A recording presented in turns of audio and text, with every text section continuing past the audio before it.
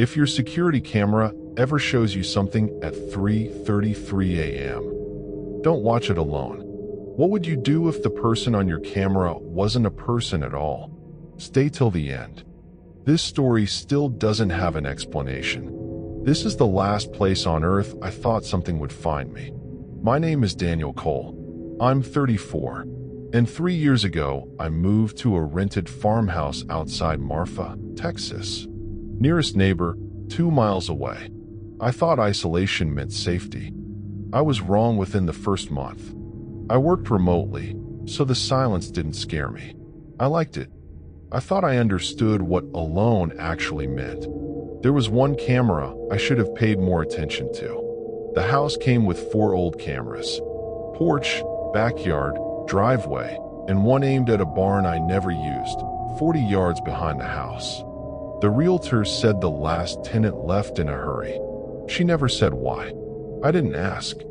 I should have asked. For 2 months, nothing happened. Coyotes, a raccoon, normal desert footage. Then my body started doing something my mind couldn't explain. On a Tuesday in October, I woke up at exactly 3:33 a.m. No alarm, no sound, just awake, like something had said my name. I told myself it was nothing. It happened again the very next night. Same time, 3:33 a.m. Exactly. By the 4th night, I started filming myself sleeping just to prove I was being paranoid. The footage did not prove me paranoid. At 3:33 a.m., my locked bedroom door creaked open 4 inches and stayed that way for 6 full minutes before closing again. I checked the lock the next morning. It was still engaged. Mechanically, that door should not have been able to open. No footsteps, no sound of the lock turning. It just opened.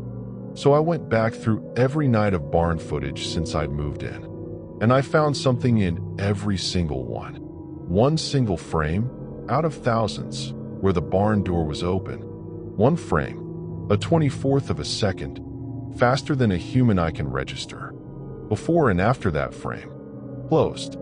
Only at 3:33 a.m. For one impossible instant, it wasn't. I wanted it to be a glitch. Cameras don't explain what happened next. Cameras don't explain why I kept waking at 3:33. Cameras don't explain the door in my own house. So I called someone who could prove me wrong. He couldn't.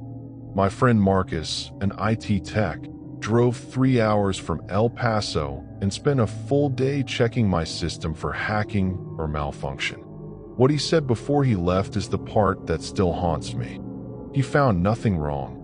He looked at me and said, "Dan, this system is working exactly the way it's supposed to." That's what scares me. 2 weeks later, I did something incredibly stupid. I stayed up to watch it happen live. I sat with the live barn feed open, waiting for 3:33 a.m. myself. Wide awake, telling myself I needed proof.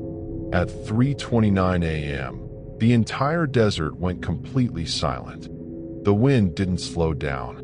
It stopped, dead, like the whole world had stopped breathing at once. Then my dog did something he had never done before. At 3:31, Ranger stood up, stared down the hallway, and went completely rigid. No bark, no growl, just frozen. At exactly 3:33 a.m., the barn door opened on my screen, and it didn't close. This time it stayed open, and something walked out of it. It moved like a person, but not quite like a person. 2 legs, upright, human proportions, but too smooth, like gravity worked slightly differently for it. It walked straight toward my house. Then it stopped directly under the porch light. And on that camera, it looked up, directly into the lens, directly at me. What I saw on that recording, I still can't fully accept. It had a face.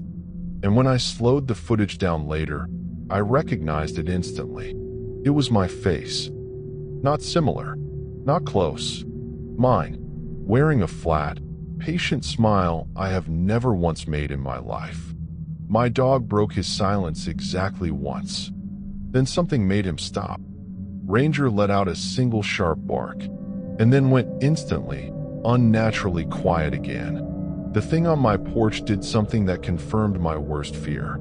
It tilted its head, exactly the way I tilt mine when I'm confused, then turned and walked back to the barn. I left that morning and never went back.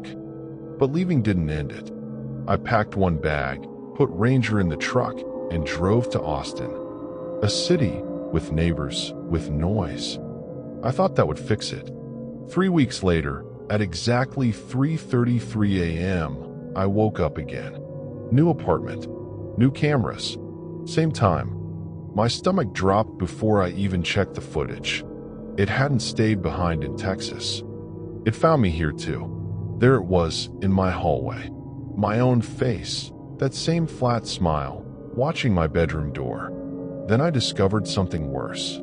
I wasn't the only one this was happening to. I found a small forum where people from completely different states described the exact same pattern. One post explained what this thing was actually doing to us. It's not trying to hurt you. I think it's trying to become you. And eventually, it just is you. Over the next 2 months, it kept appearing, and it kept improving. Each time, its movements were more perfect. By the 4th sighting, I couldn't find a single flaw in the way it breathed. I stopped sleeping. I stopped taking anything that dulled my senses. I needed to stay sharp. I needed to see it coming. I checked my cameras every 20 minutes like a pulse. Then, 6 weeks ago, something changed, and it felt like relief. It wasn't. I woke at 3:33 a.m. feeling calm for the first time in months. Every camera showed nothing. Empty. I actually laughed. Then I caught my reflection in the microwave door. I was smiling. That same flat, patient smile from the porch camera. Before I'd even decided to smile, my face was already doing it. Before I told it to. I hadn't chosen that expression. My body had made the choice for me, somewhere I couldn't reach.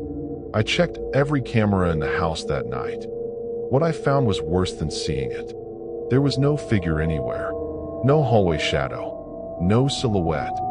Because there didn't need to be one anymore. My own sister noticed something was wrong before I did. She said, "Dan, why do you sound like that? You never sound calm anymore." I laughed it off. I've watched that microwave reflection 200 times, searching for one specific moment. I'm looking for the second my face stopped being mine. There isn't one. There's no line between before and after. 3 nights ago, my sister sent me a video that changed everything. Her own porch camera, 800 miles from me, timestamped 3:33 a.m., showing a man standing at the edge of her driveway. She asked me one question I couldn't answer. She asked if it was me, if I'd driven 800 miles as some kind of sick joke. My own cameras proved something impossible. I was home, timestamped, motion logged, verified. I never left my apartment that night. So if I was home, on camera, at 3:33 a.m., then who was standing in my sister's driveway, wearing my face? I still don't have an answer. And the question keeps getting worse. I haven't slept at 3:33 without checking every camera since. Lately, I wonder how many versions might already exist. And out of all of them, I wonder about the one question that matters most. Which one is still actually me? If your camera ever shows you something at 3:33 a.m., do one thing before anything else. Check your own face first. Comment below if this has ever happened to you. And subscribe, because next time, I might be telling your story.